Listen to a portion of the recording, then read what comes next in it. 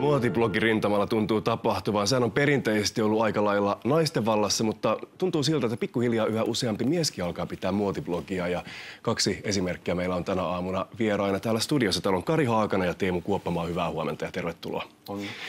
Kari, pidät keski-ikäisten miesten muotiblogia ja Teemu, sulla on sitten Think for the Bling-niminen blogi, jossa on muotia vähän nuoremmasta näkökulmasta.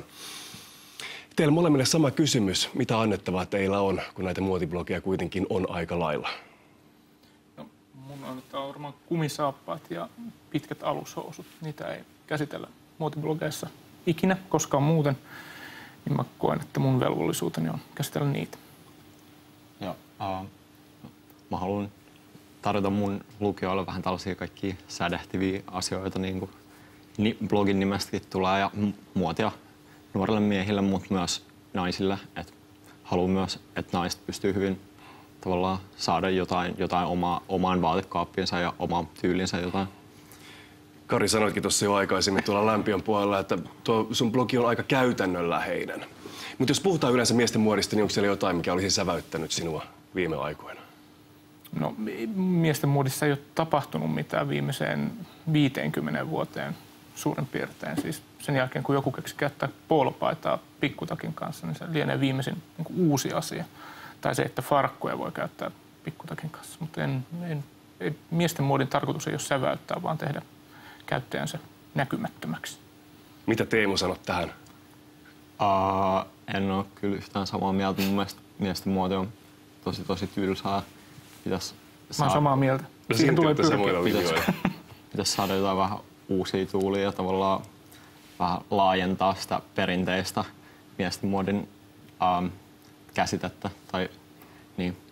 Jos otetaan esimerkinomaisesti näitä, mistä olette viime aikoina blogeissanne kirjoittaneet, niin mistä sä olet vaikka nyt tässä äskettäin kirjoittanut? No yleensä siis mä kirjoitan just niinku omista vaan vaatteista ja tolleen niinku omista päivän asuista, mutta sitten totta kai kaikista niinku, mitä catwalkeilla näkyy ja tulevan kauden trendeistä ja muista, niin niitä vähän koitan siellä sitten setviä ja ruotia. Kerros Kari myös, mitä olet viime aikoina blogiin kirjoittanut. Nyt en tietenkään muista, mutta muistaakseni ainakin siitä, että miten vaikea asia huppari on, koska huppari saa keski-ikäisen miehen näyttämään lapselta ja se on vähän niin kuin ongelmallinen asusta. Miten semmoista voisi käyttää? En mä keksinyt kyllä, että miten sitä voisi käyttää. Onko se johtopäätös, että keski-ikäisten miesten ei siis pidä käyttää hupparia? No se on vähän samanlainen juttu kuin polvihousut tai viikset tai moottoripyörät, että ne sopii niin kuin nuoremmille miehille.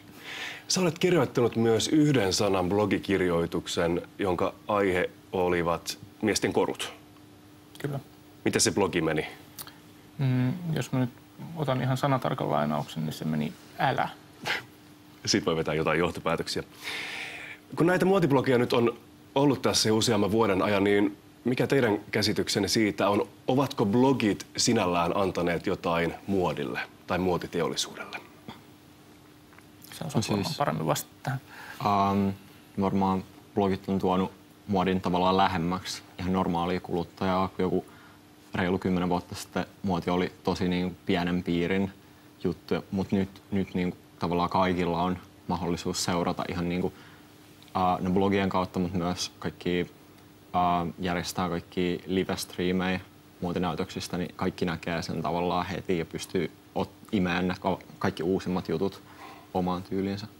Kuinka kiinnostunutta yleisöä miehet ovat blogien lukijoina, muotiblogien? No, mä en tiedä omasta blogista, niin mä en tiedä ensinnäkään, että onko se oikeasti muotiblogi, mutta joo, on ne kiinnostuneita, mutta mä luulen, että ne ei niinkään ole kiinnostuneita mun blogini tapauksessa muodista, vaan ehkä enemmänkin siitä niin kuin jonkinlaista ihmettelystä siitä, että kaikenlaisia asioita muotiin näyttää liittyvän, tai pukeutumiseen ehkä enemmänkin kuin muotiin. Kuinka paljon teillä on kanssakäymistä lukijoidenne kanssa? Tosi paljon. On ihanaa vastailla lukijoiden kommentteihin kommenttiboksissa ja niin, on tosi paljon. Meillä on tosi ihanat lukijat ja sieltä tulee paljon kaikkia kysymyksiä ja halutaan kaikkia neuvoja ja sitä ihan vaan kommentoidaan. Mitäs sulle, Kari, tulee? No mulle tulee lähinnä kommentteja. Mä oon kyllä suunnitellut jonkinlaista lukija-risteilyä mahdollisesti Tallinnaan, joka on keski-ikäisten miesten muotimekka. Se olisi hauska idea.